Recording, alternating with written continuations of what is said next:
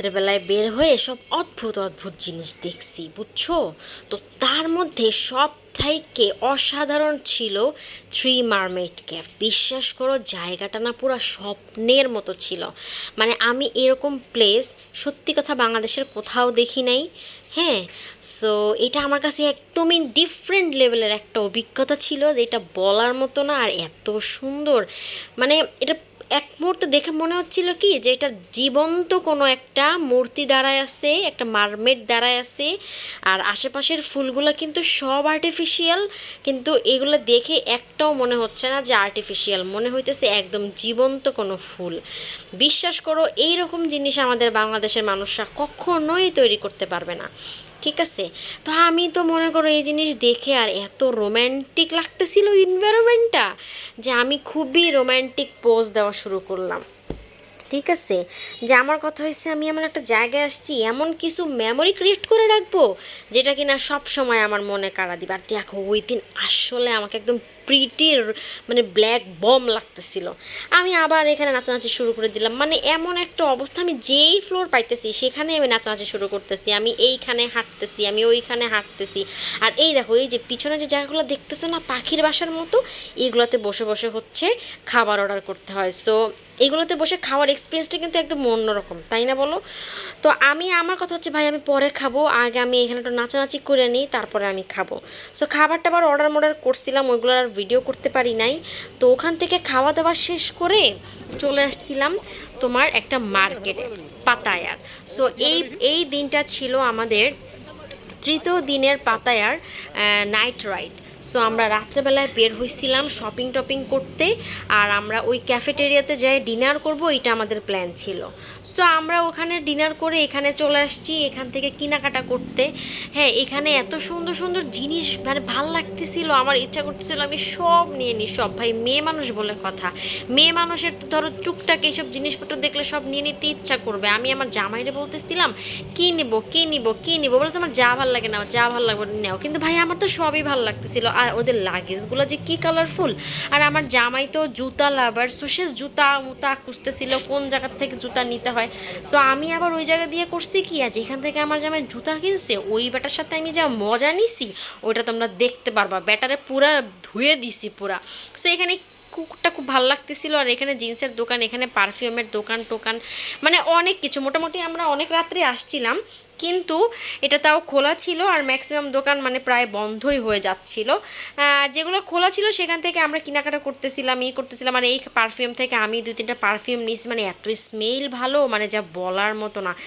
400, 500, 200-এর মানে বাতে সুন্দর সুন্দর পারফিউম পাওয়া যাচ্ছিলো। আর এই মেকআপের কিটগুলো যা ভাল লাগছে রে ভাই, এত রিজনেবল ছিল যা বলার মতো না। আর আমাদের মুন্না ভাই একটু পরে পরে হারাই যেতেছিল।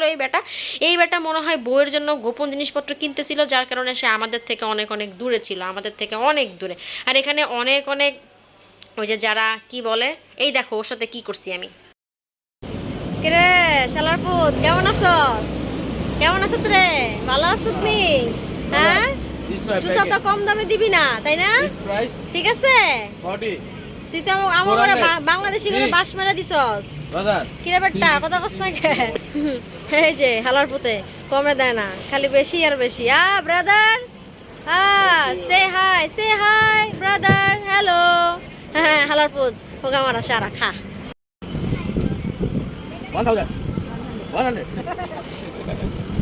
রে ভাই, দোকানদারদের সাথে সেই লেভেলের মজা টজা নিয়ে আমরা রাত্রে চলে যাচ্ছিলাম আমাদের হোটেলের ওখানে, মানে স্ট্রিট ওয়ালকে।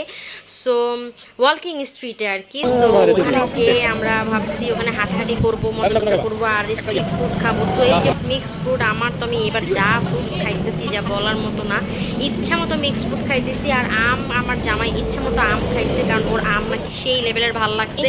আর এই দেখো আবার সেই ভাজা পোড়া টোড়া হাবি যাবে। আমার বেসিক্যালি ডাব খাওয়ার খুব ইচ্ছা ছিল, কিন্তু শালার বেটারা এত পরিমাণ ডাবের দাম চাইতেছিল যে আসলে কিনে খাইতে ইচ্ছা করতেছিল না। আর এই ফলগুলো দেখে মনে হচ্ছিল ভাই এগুলো সব ব্যাগের মধ্যে করে আমি নিয়ে যাই। হা দাও, হা কে খাইব এডি?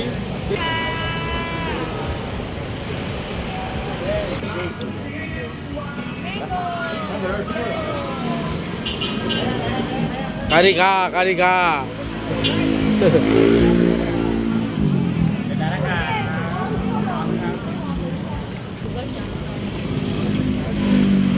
রাশেদ কিছু বলো। Kali ya সব ভ্যানিশ করে না ভাইয়া কি আম খাবেন না দুধ খাবেন? আরে কি জীবিত নাকি ওহো কিউট।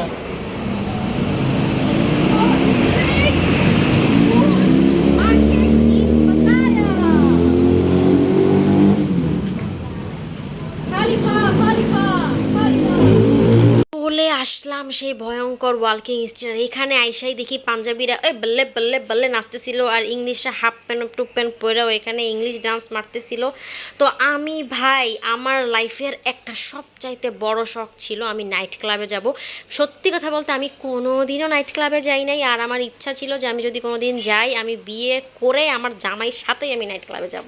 সো আমার জামাই এই পাতায়াতে নিয়ে এসে আমার সেই ইচ্ছাটা পূরণ করে দিল, কারণ আসলে আমরা মুসলিম কান্ট্রির ছেলে মেয়ে আর আমাদের ধর্মীয় ফ্যামিলির ছেলে মেয়ে, আমাদের সামাজিকতা অনেক প্রতিবন্ধকতা আছে, চাইলেই কিন্তু আমরা মেয়েরা বাসা থেকে যখন তখন বের হইতে পারি না, বা আমাদের বাপ মারা এগুলো অ্যালাউ করে না। সো আপনার আমার মনের ইচ্ছাগুলো পূর্ণ করতে আমরা পারি আমাদের জামাইয়ের সাথে বিয়ের পরে যেখানে সেখানে যে।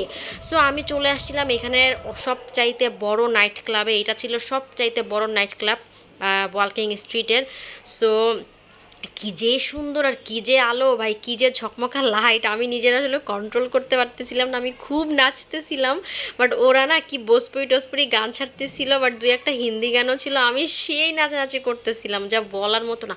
আর কি মানুষ, কি আলো ভাই, আপনি না দেখলে বুঝতে পারবেন না ওইখানের এনভায়রনমেন্টটা কি। যারা গেছে তারা জানে যে এটা কি, যারা যায় না তাদেরকে তো তারা এই ভিডিও দেখে বুঝতে পারবে আসলে যে কি।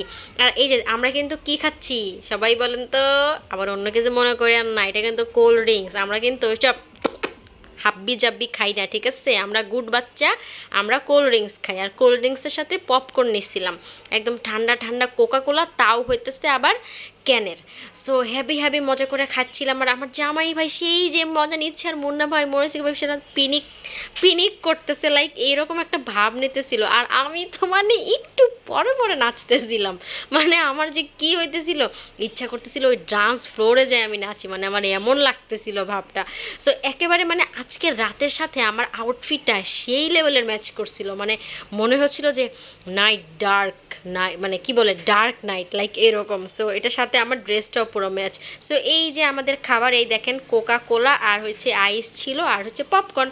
সো আমরা ভালো বাচ্চা, আমরা ভাই ওইসব টোইসব খাই না। এই যে তারপরে এই ছেলেগুলো সেই লেভেলের নাচতেছিল, আর এই যে আমি আর আমার জামাই আবার উঠে নাচানাচি শুরু করলাম। নিজেদেরকে কোনোভাবে ভাই কন্ট্রোল করা যাবে না। কথা হচ্ছে ভাই এখানে যে টাকা দিয়ে যে কোল্ড ড্রিঙ্কস আর পপকর্ন খাইছি, সেই টাকা নাইচা টাইচা ঘামায় টামায় পুরো উসুল করে ফেলতে হবে, ঠিক আছে? এমন নাচতে হবে যাতে বাসা যায় শুইলে পুরো ঘুম, হোটেলে যায় শুইলে পুরো ঘুম চলে আসে। সো দেখেন আমার জামাইরা, দেখেন সে কী নাচতেছে বেটা, উল্টা পাল্টা ভুগি চুগি। আর আমারও দেখেন ভুগি চুগি নাচ দিয়ে পুরো ভরা। ভাই ভুগি চুগি হোক ভাই, মজা তো নিতেছিলাম। আর এইখানে সেই লেভেলের একটা ঘটনা ঘটছে। এই যে এই মেয়েগুলো বেসিক্যালি ওই ডান্স ফ্লোরে নাচে, ওরা কেন জানি ঘুরে ঘুরে প্রত্যেকটা জায়গায় এসে এরকম নাচতেছিল। তো বাড়িতে এই মেয়ে দুটো আমাদের এখানেও চলে আসছিলো। সো আমি তো ওদেরকে পাই, ওদের সাথে সেই লেভেলে নাচছিলাম। মেয়ে দুইটা এত মজা পাচ্ছিল আমাদের সাথে মজা করে, আমরা ভিডিও করতেছিলাম, সেটা দেখতেছিল সে, ওইটা দেখে আরও ভালো সুন্দর করে নাচতেছিল ক্যামেরার দিকে তাকায়। আর এই মেয়েটার এক মুহূর্তে দেখে মনে হচ্ছিল ভাই এই মেয়েটা এত ফর্সা ভাই, এত ফর্সা, আমি পুরা ক্র্যাশ ভাই, পুরা ক্র্যাশ। আমি মেয়ে হয়ে মেয়ের প্রতি ক্র্যাশ খাইছি ভাই। আপনি ছেলে, আপনার নিশ্চয়ই যারা ছেলেরা দেখতেছেন তারা নিশ্চয়ই আরও ক্র্যাশ খাবেন, আরও ফরেনার মেয়ে বলে কথা। সো এনভায়রনমেন্টটাই এরকম ছিল, কি বলবো।